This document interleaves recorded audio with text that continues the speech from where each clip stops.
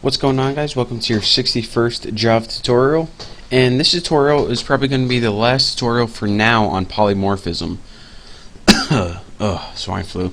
So in the last couple of tutorials I told you guys about the concepts of polymorphism, and I showed you guys how to do some pretty cool stuff with them, but we never really put it into a program, and we never really got to see why this was really useful.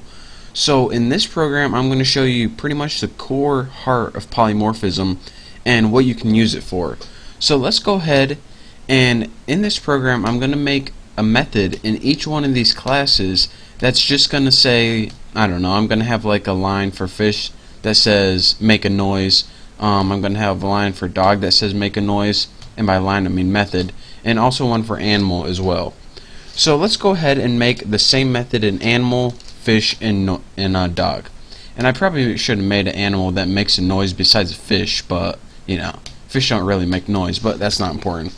You'll see what this tutorial is about.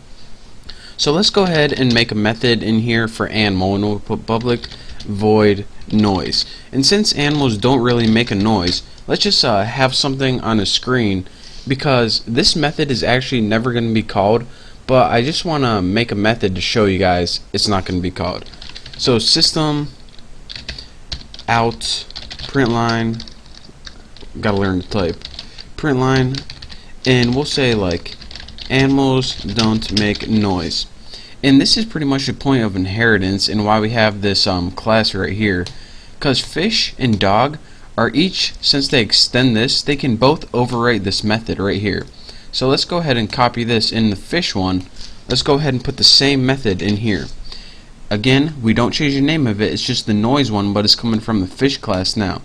And what kind of noise does a fish make? Put like glurp, slurp. That's what noise I would make if I was a fish, so you know, it's good enough. Dog one should be a little easier.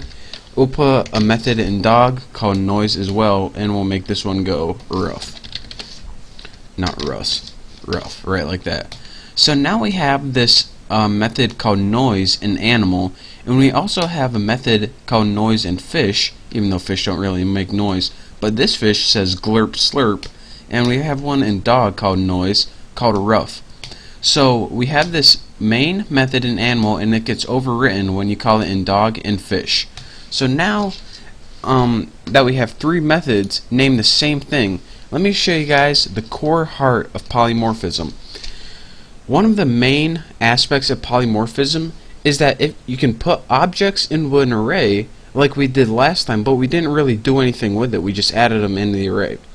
The cool thing is that you can put objects in an array, and you can loop through that array and call the same method for the objects. The thing is, you can automatically call noise for dog, and when you call noise for dog, rough prints out, and when you call noise for fish, glurp slurp comes out.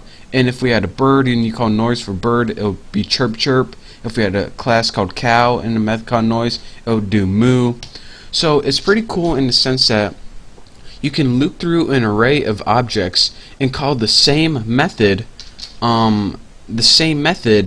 name, but each method, since it's in a different class, it does something a little different. And this is my virus protection right here, so I will renew that later. Get out of my way. Get. So let me go ahead and show you guys how to do this. Go ahead and make an animal type object, which is actually going to be an array. So go ahead and write animal, and we'll name it the list, and we'll set it equal to new animal 2. And again, the concept, if we have an array of type animal, then not only can we put animal objects in it, but also fish and dogs, since they extend animal. And that's one of the concepts I taught you guys before. Now we can actually put it to use into something useful. So now we go ahead and, we need, this is going to be an array of objects, of 2 objects. So actually this is 3, but let's go ahead and make a dog object and a fish object to use it. I can go ahead and change it. Well, it's good. So dog D equals new dog with empty parameters, since it didn't have a constructor or nothing. So fish F equals new fish, no parameters for that either. So now we have an empty array in 2 objects, D for dog and F for fish. So let's go ahead and use those right now. We'll just do this the easy way, the visual way. So at index 0, which is the first element, let's just go ahead and set that equal to D for dog. And at the list, and at index 1, which is the second element, set that equal to F for fish. Now let me get this out of the way. This is annoying. So now we have an array, and we have 2 elements in it. And again, if you watch the last tutorial, you can see that you can populate this array using add method, but this is just a really easy method for demonstration. The next thing I'm going to do is write one of these enhanced for loops. And in case you forgot what an enhanced for loop was, it pretty much is a special loop to loop through an array. So first you put animal, and then you give it a new variable, what's going to use x. It's kind of like the counting variable in a for loop. And then you write the array name.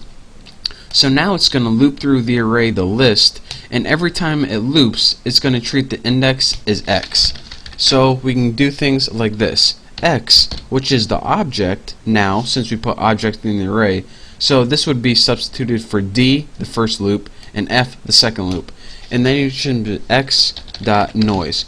And what this is going to do, in essence, it's going to loop through the entire array, and it automatically knows the length of it, so you don't got to worry about counting variables or anything. The first thing it's going to do is say, alright, what's the first element in the array? It's dog. So I'm going to put dog dot noise, and I should have rough print out on screen. Alright, done with that. Now next element in the array, it's a fish element. So I'm going to put fish dot noise, and the fish noise is glurp slurp. And then I'm done, and that's it.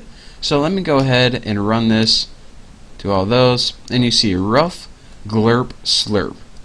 So that, like I said, is pretty much the core essence of polymorphism, in the sense that you can automatically create an array of objects and loop through that array and call each method with the same name in that object, and you don't have to create a bunch of objects. You don't have to be like D dog, F fish. This is a real quick way if you had like an 100, or excuse me, an 100, why do I keep saying in 100? 100 objects, so you don't have to call 100 lines of code. You can just make this and it loops through. So in the next couple tutorials, I don't feel like doing any more polymorphism because it's kind of annoying, but I needed to teach you guys what like implements and abstract classes were, so that's why I did this, because in the next tutorials we're going to be getting the GUIs more and some awesome visual stuff. So thank you guys for watching this tutorial. Don't forget to subscribe. The next tutorials are going to be awesome. So again, thank you guys, and I'll see you next time.